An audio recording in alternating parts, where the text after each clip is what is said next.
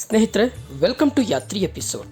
ಇವತ್ತಿನ ಈ ವಿಡಿಯೋದಲ್ಲಿ ಅದ್ಭುತ ಮತ್ತು ಅತಿಶಯೋಕ್ತಿಗಳ ಆಗರ ಅಂತ ಕರೆಸಿಕೊಳ್ಳೋ ಒಂದು ಅದ್ಭುತ ಸ್ಥಳಕ್ಕೆ ನಿಮ್ಮನ್ನು ಕರ್ಕೊಂಡು ಹೋಗ್ತಾ ಇದ್ದೀನಿ. ಇದು ವಿಶ್ವದಲ್ಲೇ ಪ್ರಸಿದ್ಧಿಯಾಗಿರೋ ಸ್ಥಳ. ಜಗತ್ತಿನ ಅತಿ ದೊಡ್ಡ ಹಿಂದೂ ದೇವಾಲಯ, ಜಗತ್ತಿನ ಅತಿ ಎತ್ತರದ ಗೋಪುರ ಇರುವ ಮಂದಿರ. ಶ್ರೀ ವೈಷ್ಣವರ 108 ದಿವ್ಯ ಕ್ಷೇತ್ರಗಳ ಪೈಕಿ ಈ ಕ್ಷೇತ್ರ ಮೊದಲ ಸ್ಥಾನವನ್ನು ಪಡೆದಿದೆ. ಅಷ್ಟೇ ಅಲ್ಲದೆ ದೈವೀ ಶಕ್ತಿಗೆ ಸಾಕ್ಷಿ ಅನ್ನೋ ಹಾಗೆ ಆ ಒಂದು ಸಂತ ಮೃತಪಟ್ಟ 1000 ವರ್ಷಗಳ ಬಳಿಕವೂ ಅವರ ಶರೀರ ಹಾಗೆ ಸಂರಕ್ಷಿಸಲ್ಪಟ್ಟಿದೆ. ಹೀಗೆ ಹೆಜ್ಜೆ ಹೆಜ್ಜೆಗೂ ಆಶ್ಚರ್ಯಗಳ ಆಗರವಾದ ಸ್ಥಳಕ್ಕೆ ನಿಮ್ಮನ್ನು ಕರ್ಕೊಂಡು ಹೋಗ್ತಾ ಇದ್ದೀನಿ. ಹಾಗಾದರೆ ಯಾಕೆ ತಡ, ಬನ್ನಿ ಆ ಸ್ಥಳವನ್ನು ಎಕ್ಸ್ಪ್ಲೋರ್ ಮಾಡೋಣ. ಅದಕ್ಕೂ ಮುಂಚೆ ನೀವಿನ್ನೂ ನಮ್ಮ ಯಾತ್ರಿ ಎಪಿಸೋಡ್ ಚಾನಲ್ಗೆ ಸಬ್ಸ್ಕ್ರೈಬ್ ಆಗಿಲ್ಲ ಅಂದರೆ ಈಗಲೇ ಆಗಿ, ಮುಂದೆ ಹಾಕೋ ಎಲ್ಲ ವಿಡಿಯೋಗಳನ್ನು ಮೊದಲು ನೋಡೋದಕ್ಕೆ ಬೆಲ್ ಐಕಾನನ್ನು ಒತ್ತಿ. ಈಗ ವಿಡಿಯೋ ಸ್ಟಾರ್ಟ್ ಮಾಡೋಣ. ಭಜೆ ನಾರಾಯಣಂ ಲಕ್ಷ್ಮೀ ನಾರಾಯಣಂ, ಭಜೆ ನಾರಾಯಣಂ ನಾರಾಯಣಂ, ಭಜೆ ನಾರಾಯಣಂ ಲಕ್ಷ್ಮೀ ನಾರಾಯಣಂ, ಭಜೆ ನಾರಾಯಣಂ. ವೈಕುಂಠವಾಸಿ ಮಹಾವಿಷ್ಣುವಿನ ಹಲವು ಅವತಾರಗಳಲ್ಲಿ ಶ್ರೀರಂಗನಾಥ ಸ್ವಾಮಿಯ ಅವತಾರ ವಿಶೇಷವಾದ್ದು. ರಂಗನಾಥನ ಭಂಗಿ ಶಯನಾವಸ್ಥೆ ಅಂದರೆ ಮಲಗಿರುವ ರೀತಿ.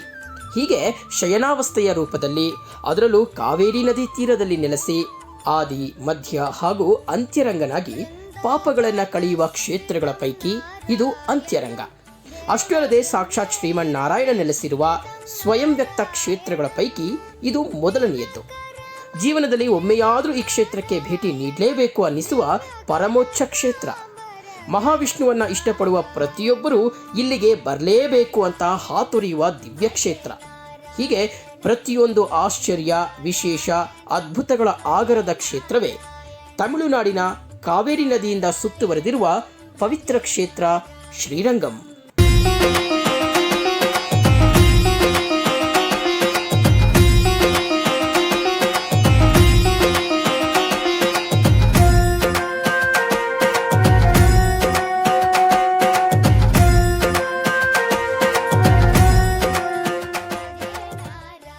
ಸ್ನೇಹಿತರೆ, ಆದಿ ಮತ್ತು ಮಧ್ಯರಂಗಗಳು ಕರ್ನಾಟಕದಲ್ಲಿದ್ದರೆ ಕೊನೆಯ ದೇವಸ್ಥಾನ ತಮಿಳುನಾಡಿನ ಶ್ರೀರಂಗಂನಲ್ಲಿದೆ. ವಿಷ್ಣುವಿನ ಪರಿಪಾಲಕರಾದ ಶ್ರೀ ವೈಷ್ಣವರ ಪರಮ ಪಾವನ ದೇವಾಲಯ ಇದು. ಅಲ್ಲದೆ ಇಂದಿಗೂ ಕಾರ್ಯಚಟುವಟಿಕೆಯಲ್ಲಿರುವ ಭಾರತದ ಅತಿ ದೊಡ್ಡ ಹಿಂದೂ ದೇವಾಲಯ. ಮೂಲತಃ ಶ್ರೀರಂಗಂ ಒಂದು ನಡುಗಡ್ಡೆ ಪ್ರದೇಶವಾಗಿದ್ದು ಸುತ್ತಲೂ ಕಾವೇರಿ ನದಿಯಿಂದ ಸುತ್ತುವರೆದಿರುವ ಕ್ಷೇತ್ರವಾಗಿದೆ. ಶ್ರೀರಂಗಂ ತಿರುಚಿಯ ಪ್ರಮುಖ ನಗರವಾಗಿದ್ದು ಸಾಕಷ್ಟು ಅಭಿವೃದ್ಧಿ ಕಂಡಿರುವ ಪ್ರದೇಶವಾಗಿದೆ. ಸ್ನೇಹಿತರೆ, ಈಗ ಶ್ರೀರಂಗಂ ದೇವಾಲಯಕ್ಕೆ ಎಂಟರ್ ಆಗೋಣ. ನಾನೀಗಾಗಲೇ ಹೇಳಿದ ಹಾಗೆ ಈ ದೇವಾಲಯ ಜಗತ್ತಿನ ಅತಿ ಎತ್ತರದ ರಾಜಗೋಪುರವನ್ನು ಹೊಂದಿರುವ ಕ್ಷೇತ್ರವಾಗಿದೆ. ನೀವೀಗ ನೋಡ್ತಿರುವ ಈ ಗೋಪುರವೇ ವಿಶ್ವದ ಅತಿ ಎತ್ತರದ ಗೋಪುರ. 13 ಅಂತಸ್ತುಗಳನ್ನು ಹೊಂದಿರುವ ಈ ಗೋಪುರದ ಎತ್ತರ ಬರೋಬ್ಬರಿ 236 ಅಡಿ. ನೀವು ಶ್ರೀರಂಗಂಗೆ ಕಾಲಿಡ್ತಾ ಇದ್ದ ಹಾಗೆಯೇ ಮೊದಲು ನಿಮ್ಮ ಕಣ್ಣಿಗೆ ಕಾಣೋದೇ ಈ ರಾಜಗೋಪುರ. ಈ ರಾಜಗೋಪುರದ ಮೂಲಕವೇ ದೇವಾಲಯದ ಸಂಕೀರ್ಣಕ್ಕೆ ನಾವು ಹೋಗಬೇಕಿದ್ದು, ಈ ಗೋಪುರ ಹಲವು ವಿಶೇಷಗಳ ಆಗರವಾಗಿದೆ.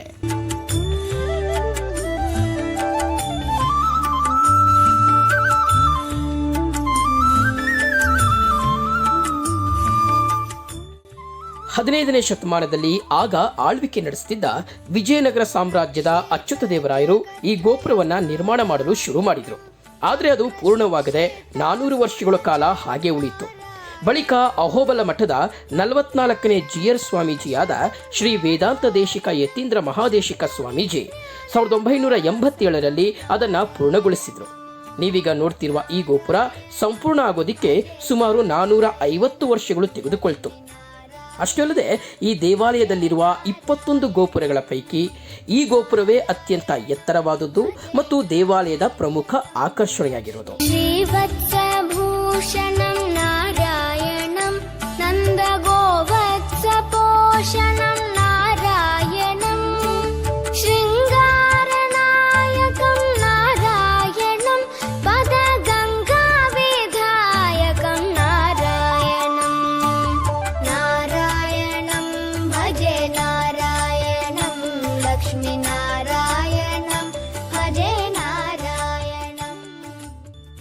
ಸ್ನೇಹಿತರೆ, ಸಾಮಾನ್ಯವಾಗಿ ಊರಿನ ಒಳಗೆ ದೇವಸ್ಥಾನ ಇರುತ್ತೆ, ಆದರೆ ಇಲ್ಲಿ ಮಾತ್ರ ದೇವಸ್ಥಾನದ ಒಳಗೆ ಊರಿದೆ. ಅಂದರೆ ಊಹಿಸ್ಕೊಳ್ಳಿ, ಈ ದೇವಾಲಯದ ವಿಸ್ತೀರ್ಣ ಇನ್ನೆಷ್ಟು ದೊಡ್ಡದಿರಬಹುದು ಅಂತ. ಈ ದೇವಾಲಯವನ್ನು ಸಂಪೂರ್ಣವಾಗಿ ನೋಡೋದಕ್ಕೆ ಸುಮಾರು 2 ರಿಂದ 3 ಗಂಟೆಗಳು ನಿಮಗೆ ಬೇಕಾಗುತ್ತೆ.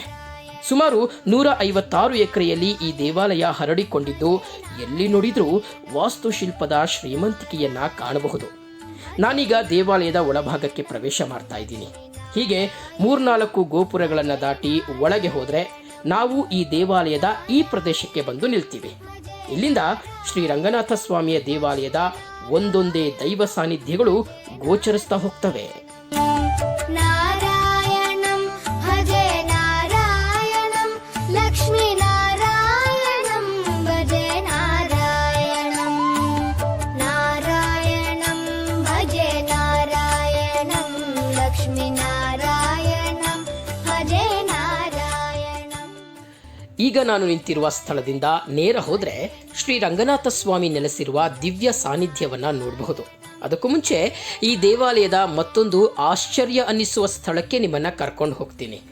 ಇಲ್ಲಿಂದ ಎಡಕ್ಕೆ ತಿರುಗಿ 4-5 ಹೆಜ್ಜೆ ಹಾಕಿದರೆ ಇಡೀ ಜಗತ್ತೇ ಇವತ್ತು ನಿಬ್ಬೆರಗಾಗಿ ನೋಡುವ ಒಂದು ಸ್ಥಳ ನಿಮ್ಮ ಕಣ್ಣಿಗೆ ಬೀಳುತ್ತೆ. ಅದುವೇ ಶ್ರೀ ರಾಮಾನುಜರ ಸನ್ನಿಧಿ. ಗದಿಗದಿಗೋ ಯತಿ ರಾಮಾನುಜ ಶೇಖರುಡಡುಗೋ ವೈಷ್ಣವ ಶಂಖಾರಾವಪು ವಿಷ್ಣು ತೇಜಮದಿಗೋ ಭರತಾವನಿ ಭಾವಲಹರಿ ಜ್ಞಾನ ಧ್ವಜಮದಿಗೋ ಚೆರಗನಿ ಚಿರು ನವ್ವುಲ ಶ್ರೀ ಭಾಷ್ಯಕಾರುಡಡುಗೋ. ಸ್ನೇಹಿತರೆ, ನಿಮ್ಮಲ್ಲಿ ಬಹುತೇಕ ಮಂದಿಗೆ ಶ್ರೀ ರಾಮಾನುಜರ ಬಗ್ಗೆ ಗೊತ್ತಿರಬಹುದು. 3 ಆಚಾರ್ಯರ ಪೈಕಿ ಶ್ರೀ ರಾಮಾನುಜರು ವಿಶಿಷ್ಟದ್ವೈತ ಸಿದ್ಧಾಂತವನ್ನು ಪ್ರತಿಪಾದಿಸಿದಂಥ ಮಹಾನ್ ಸಂತ. 11ನೇ ಶತಮಾನದಲ್ಲಿ ಶ್ರೀ ವೈಷ್ಣವ ಪರಂಪರೆಯನ್ನ ಇಡೀ ಜಗತ್ತಿಗೆ ಬೋಧಿಸಿ ಮಹಾವಿಷ್ಣುವಿನ ಪರಮ ಭಕ್ತರಾಗಿ ಗುರುಗಳ ಪೈಕಿ ಶ್ರೇಷ್ಠ ಗುರುವಾಗಿ ಹೊರಹೊಮ್ಮಿದ್ರು. ಹೀಗೆ ತಾವು ಬದುಕಿರುವ ತನಕವೂ ವಿಷ್ಣುವಿಗಾಗಿಯೇ ಬದುಕಿದ ರಾಮಾನುಜರು ತಮ್ಮ 120ನೇ ವಯಸ್ಸಿನಲ್ಲಿ ಅಂದರೆ 1137ರಲ್ಲಿ ತಮ್ಮ ದೇಹವನ್ನು ತ್ಯಜಿಸಿದ್ರು.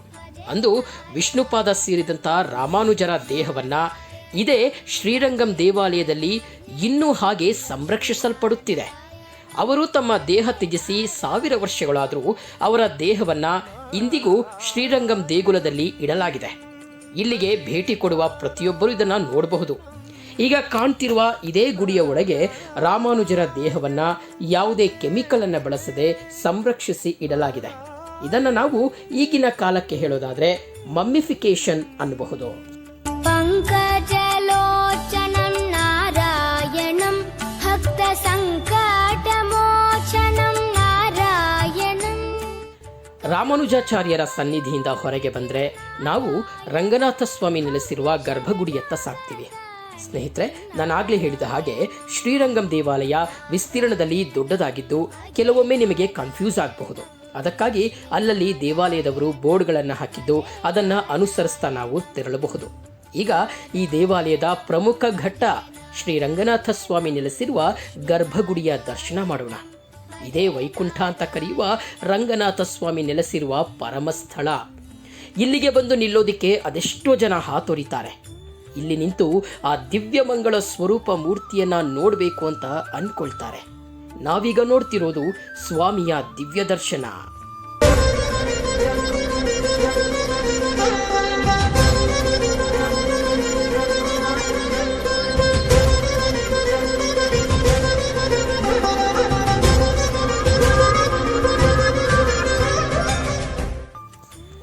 ಹೀಗೆ ದರ್ಶನ ಮಾಡಿ ಹೊರಬಂದ ನಮಗೆ ಕಣ್ಣಿಗೆ ಕಾಣೋದು ಈ ಚಿನ್ನದ ವಿಮಾನ ಗೋಪುರ.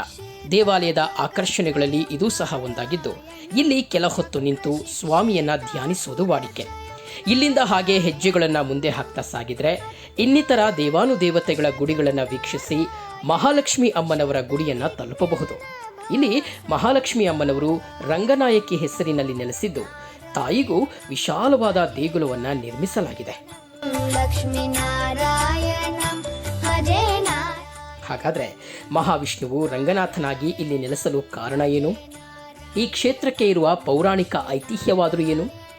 ಇಲ್ಲಿನ ಮತ್ತೊಂದಿಷ್ಟು ವಿಶೇಷ ಮತ್ತು ಆಶ್ಚರ್ಯಕರ ಸಂಗತಿಗಳಾದರೂ ಏನು ಅನ್ನೋದನ್ನು ಮುಂದಿನ ವಿಡಿಯೋದಲ್ಲಿ ಹೇಳ್ತೀನಿ. ಸ್ನೇಹಿತರೆ, ಮುಂದಿನ ವಿಡಿಯೋ ಬಹಳ ಇಂಟ್ರೆಸ್ಟಿಂಗ್ ಆಗಿರುತ್ತೆ. ಯಾಕಂದ್ರೆ ಈ ಕ್ಷೇತ್ರದಲ್ಲಿ ಸ್ವರ್ಗಕ್ಕೆ ದಾರಿ ತೋರಿಸುವ ಒಂದು ಸ್ಥಳ ಇದ್ದು ಅಲ್ಲಿ ನಿಂತು ಆ ಒಂದು ಕಾರ್ಯ ಮಾಡಿದರೆ ನಾವು ನೇರವಾಗಿ ಸ್ವರ್ಗಕ್ಕೆ ಹೋಗ್ತೀವಿ ಅನ್ನುವ ನಂಬಿಕೆ ಇದೆ. ಹೀಗೆ ನಾನಾ ವಿಶೇಷಗಳ ಬಗ್ಗೆ ಮುಂದಿನ ವಿಡಿಯೋದಲ್ಲಿ ತಿಳಿಸ್ತೀನಿ. ತಪ್ಪದೆ ವಿಡಿಯೋ ನೋಡಿ ಅಂತ ಹೇಳ್ತಾ ಹೋಗಿ ಬರ್ತೀನಿ. Take care. वत्स पोषणं